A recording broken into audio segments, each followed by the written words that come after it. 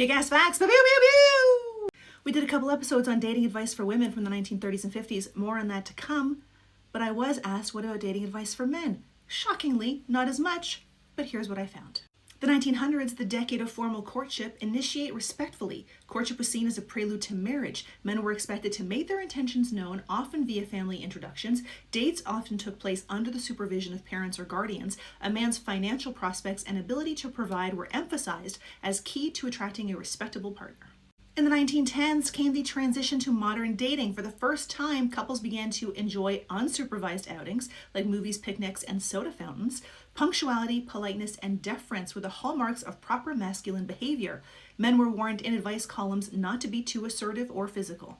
The 1920s, the roaring 20s, jazz clubs, dance halls, and cinema dates flourished as dating became a pastime of fun. The rise of the flapper woman meant men needed to adjust to more confident, self-assertive female partners and respect their independence. Despite loosened attitudes, however, overt displays of affection in public were frowned upon.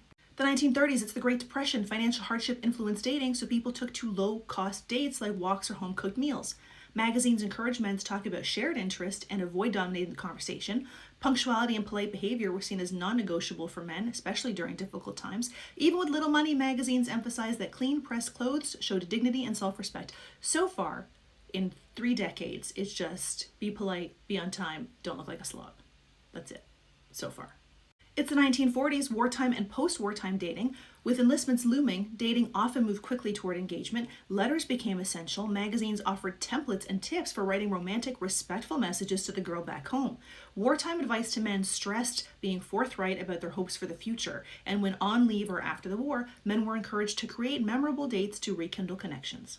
It's the 1950s and traditional roles were reinforced. Advice columns insisted that men should ask women out, plan the date, and ensure her comfort throughout. Holding doors, offering coats, and standing when a lady arrived were all expected behaviors. Career progress and readiness to settle down were seen as prime male assets. Exclusivity was symbolized by sharing a class ring or varsity jacket, and men were encouraged to show commitment through these tokens. In the 1960s, men had to navigate changing norms. The feminist movement began shifting expectations. Men were urged to treat women as equals in relationships and respect their autonomy. Magazine advice began to include how to have conversations about birth control, consent, and future goals. With social revolutions underway, men were advised to evolve past rigid masculinity toward empathy and flexibility. In the 1970s, liberation and experimentation meant women began initiating relationships more frequently. Magazines like Playboy advised men not to be threatened by this. With the normalization of cohabitation and non-monogamy, advice focused on clarity and consent. Psychology and self-help literature encouraged men to explore their emotional intelligence, vulnerability, and communication skills. It's the 1980s. Self-help and the dating game were on the rise. The rise of self-help books in particular, like The Rules or Men Are From Mars, Women Are From Venus, began influencing male behavior. Men's magazines like GQ promoted grooming, fashion, and body care as part of romantic appeal.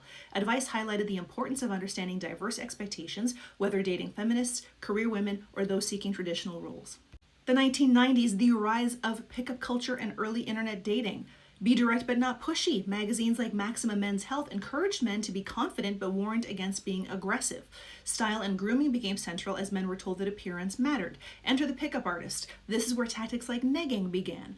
Online dating emerged with Match.com, which was launched in 1995. Advice focused on choosing good profile photos, writing humorous bios, and not seeming desperate.